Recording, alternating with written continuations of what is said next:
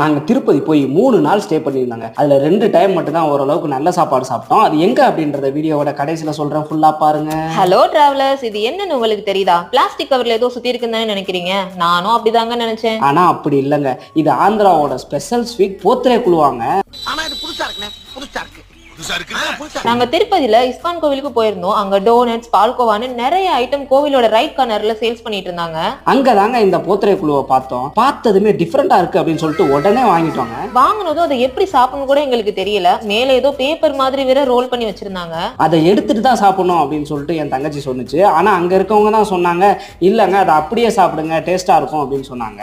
அது மட்டும் இல்லங்க, இது அந்த ஏரியாவோட ஸ்பெஷல் ஐட்டமாங்க. சரி, பில்டப்லாம் பெருசா இருக்கு, டேஸ்ட் எப்படி இருக்குன்னு பார்ப்போம் அப்படின்னு சொல்லிட்டு சாப்பிட்டோம். நாங்க சாப்பிட்டதுலே வந்து 2 இடத்துல தான் பெஸ்டா இருந்துச்சு சாப்பாடு. ஒன்னு கோயிலோட பிரசாதம், இன்னொன்னு இந்த இடங்க. மஸ்ட் ட்ரை ஃபுட்டுங்க அது. திருப்பதி போனீங்கன்னா இதை கண்டிப்பா ட்ரை பண்ணுங்க.